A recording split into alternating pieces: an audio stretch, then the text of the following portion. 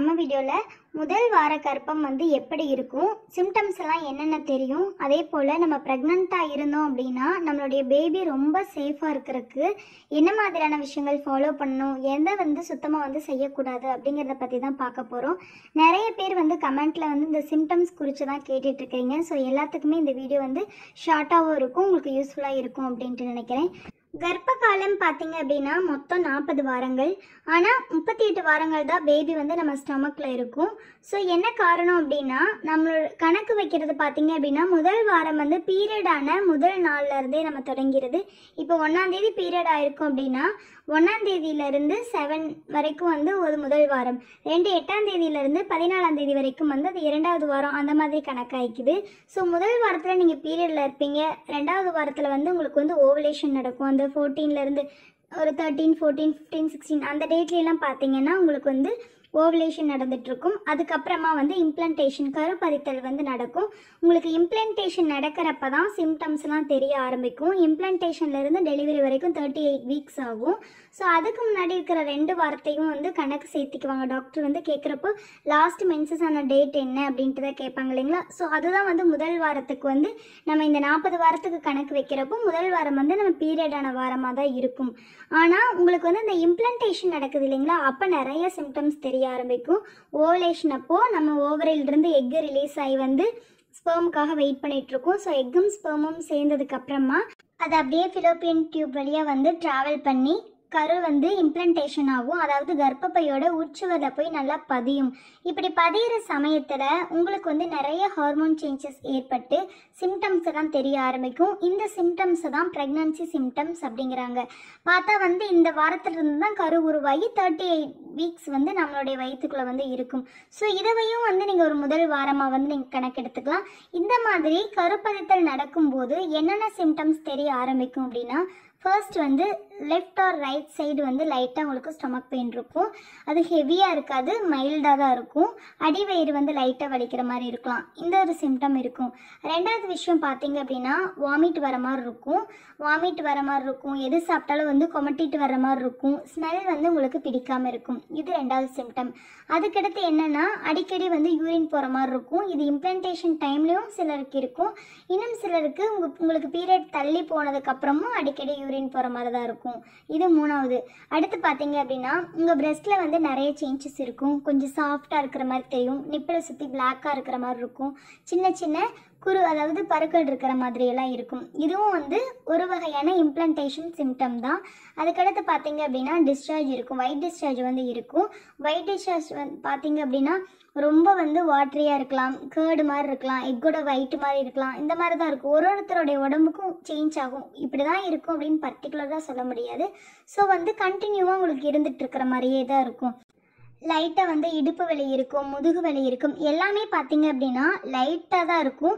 நல்லா மைனூட்டாக ப்ரெக்னன்சிக்கு வெயிட் பண்ணி நம்ம இம்ப்ளான்டேஷன் நடக்குதுன்னு யோசிச்சுட்டு இருக்கிறவங்களுக்கு தான் இந்த சிம்டம் தெரியும். நார்மலாக இருக்கிறவங்களுக்கு இது தெரியாது. ஏன்னா அந்தளவுக்கு ரொம்ப தெரிகிற அளவுக்கு இந்த பெயின்லாம் இருக்காது. எப்போ போல் நார்மலாக தான் இருக்கும். ஸோ இதை நினச்சி நீங்கள் யாரும் வரி பண்ணிக்க வேண்டாம். அடுத்து பார்த்தீங்க அப்படின்னா இன்னும் ஒரு சிலருக்கு ப்ளீடிங் இருக்கும். 2 to 3 drops தான் இருக்கும். நிறைய பீரியட் மாதிரி இருக்காது. 3 days 4 days அந்த மாதிரிலாம் இருக்காது. ஒரு நாளைக்கு ஒரு 1 or 2 டைம் 2 to 3 drops தான், ஒரு சொட்டு 2 சொட்டு அந்த மாதிரி தான் இருக்கும். அப்படி இருந்துச்சு அப்படின்னா அது இம்ப்ளான்டேஷன் ப்ளீடிங் அப்படின்னு சொல்லுவாங்க. அப்போ உங்களுக்கு ஸ்டொமக் பெயின் எதுவுமே இருக்காது. ஒரு மாதிரி பிங்க் கலரில் தான் இருக்கும். ஸ்டொமக் பெயின்லாம் இல்லாமல் நார்மலாக ஒரு டிஸ்சார்ஜ், ஒயிட் டிஸ்சார்ஜ் மாதிரி, இது ப்ரௌன் டிஸ்சார்ஜ் அந்த மாதிரி தான் இருக்கும். ஸோ இப்படி இருந்துச்சு அப்படின்னா நீங்கள் பயப்பட வேண்டாம். அது இம்ப்ளான்டேஷன் ப்ளீடிங்காக இருக்கும். நிறைய பேர்த்துக்கு இந்த மாதிரி இருந்திருக்கு. ஸோ இந்த சிம்டம் ஒரு முக்கியமான சிம்டம் இம்ப்ளான்டேஷன் நடக்கிறப்போ இதுவும் இருக்கும். ஒயிட் டிஸ்சார்ஜ் இருக்கும். அதுக்கப்புறம் பார்த்தீங்க அப்படின்னா ஒரு அடுத்த பீரியட் டேட் உங்களுக்கு வந்துருச்சு. வந்ததுக்கப்புறமா பீரியட் தள்ளி போச்சு அப்படின்னாவே ஓரளவுக்கு உங்களுக்கு ப்ரெக்னன்சி கன்ஃபார்ம் அப்படின்ட்டு தான் அர்த்தம். ஸோ இந்த டைமில் பார்த்தீங்க அப்படின்னா உங்களுடைய பாடி டெம்பரேச்சர் அதிகமாக இருக்கும். நார்மல் ஹீட்டை விட உங்களுக்கு கொஞ்சம் காய்ச்சல் அடிக்கிற மாதிரி இருக்கும். பாடி ரொம்ப ஹீட்டாக இருக்கிற மாதிரி இருக்கும். இந்த காரணம் என்னன்னு பார்த்தீங்க அப்படின்னா நம்ம உடம்புல ப்ரெக்னெண்ட்டாக இருந்தோம் அப்படின்னா இந்த HCG அப்படிங்கிற புதிய ஹார்மோன் உருவாகும். இந்த ஹார்மோன் சேஞ்சஸ்னால நமக்கு ஃபீவரிஷாக ஆயிரும். ஸோ அந்த அந்த மாதிரி ஒரு சிலருக்கு வந்து நீங்கள் ப்ரெக்னெண்ட்டாக இருந்தீங்க அப்படின்னா இந்த இம்ப்ளன்டேஷன் டைம்லேயும் சரி, பீரியட் வந்து டிலே ஆனதுக்கப்புறமாவும் சரி ஃபீவர் வந்துடும். இது வந்து ஒரு முக்கியமான ஒரு சிம்டம்ஸ். இது எல்லாமே வந்து ஃபர்ஸ்ட் வீக்கோட ப்ரெக்னன்சி சிம்டம்ஸ். இப்போ வந்து கரு வந்து நமக்கு உருவாகிடுச்சு. இந்த கரு வந்து நல்ல ஒரு ஃபுல்லாக ஒரு பேபியாக ஆகிறதுக்கு 3 months எடுக்கும். 90 நாட்கள் வந்து எடுத்துக்கும். இந்த 90 நாட்களுக்குமே ரொம்ப ரொம்ப ஒரு முக்கியமான நாட்கள். இந்த 3 monthsம் பார்த்தீங்க அப்படின்னா நம்ம ரொம்ப சேஃபாக இருக்கணும். அதிகமாக வந்து ட்ராவல் பண்ணக்கூடாது, ரொம்ப ஹெவியான ஒர்க் எதுவும் செய்யக்கூடாது, வேகமாக ஓடக்கூடாது. இப்போ ஸ்டெப்ஸ் இறங்குறோம் அப்படின்னா அந்த குடுகுடுன்ட்டு ஓடிட்டு இறங்குவோம் இல்லைங்களா, அந்த மாதிரிலாம் எதுவும் செய்யக்கூடாது. மெதுவாக செய்யணும். ஓவலேஷன் முடிஞ்சதுக்கு அப்புறமா அந்த இம்ப்ளன்டேஷன் நடக்கிற சமயத்திலேயே வந்து நீங்கள் வந்து ஜாஸ்தியான ஒர்க் எதுவும் செய்யாமல் நீங்கள் இருந்தீங்கன்னாவே உங்களுக்கு வந்து நல்லா கரு ஆரோக்கியமாக இம்ப்ளண்ட் ஆகி நல்லா வந்து ஒரு ஆரோக்கியமான குழந்தைய வந்து உங்களால் பெற்றெடுக்க முடியும்.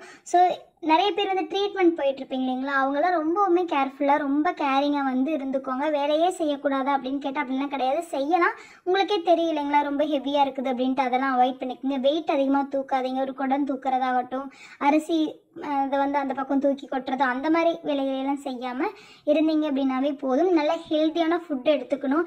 அதிகமாக சுகர் சேர்த்திக்கக்கூடாது.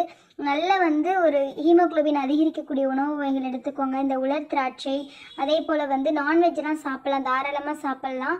அது வந்து நல்லா வேக வச்சு சாப்பிட்டோம்னாவே போதும். முட்டை வந்து ரெகுலராக எடுத்துக்கோங்க. இது எல்லாமே உங்களுடைய கருமுட்டை வந்து ஆரோக்கியமாக வளர்கிறதுக்கு தேவையான சத்து. ஃபஸ்ட்டு வந்து நீங்கள் டாக்டரை கன்சல்ட் பண்ணிவிட்டு ஃபோலிக் ஆசிட், கால்சியம், அயன் இந்த 3 டேப்லெட்டும் டிஸ்கண்டினியூ பண்ணாமல் நீங்கள் வந்து ஸ்கிப் பண்ணாமல் நல்லா வந்து வாங்கி சாப்பிடுங்க. இந்த 3 டேப்லெட்லேயும் தான் உங்கள் பேபிக்கு தேவையான, அது பேபியோட மூளை வளர்ச்சிக்கு தேவையான சத்துக்கள் எல்லாமே இருக்குது. ஆரோக்கியமாக வளரணும் அப்படின்னா இந்த 3 சத்துக்களுமே நமக்கு தேவை. நம்ம ஃபுட்டாலும் எடுத்துக்கணும், ப்ளஸ் டாக்டர் கொடுக்குற டேப்லெட் மூலமாகவும் எடுத்துக்கணும். இதை கண்டிப்பாக ஸ்கிப் பண்ணாமல் எல்லாருமே சாப்பிடுங்க. இந்த விஷயங்களை ஃபாலோ பண்ணிங்க அப்படின்னாவே உங்களுடைய பேபி வந்து ரொம்ப சேஃபாக இருக்கும். இந்த வீடியோ நிறைய நியூவாக மேரேஜ் ஆனவங்களுக்கு, ப்ரெக்னெண்ட்டாக இருக்கிறவங்களுக்கு யூஸ்ஃபுல்லாக இருக்கும் அப்படின்னு நினைக்கிறேன். யூஸ்ஃபுல்லாக இருந்துச்சு அப்படின்னா மறக்காம நம்ம சேனலை சப்ஸ்கிரைப் பண்ணி சப்போர்ட் பண்ணுங்கள். பக்கத்தில் இருக்கிற பெல் சிம்லையும் ப்ரெஸ் பண்ணி வச்சுக்கோங்க. லைக் பண்ணிடுங்க. Thank you so much. Thank you for வாட்சிங். ப்ரெக்னன்சிக்கு வெயிட் பண்ணுற எல்லா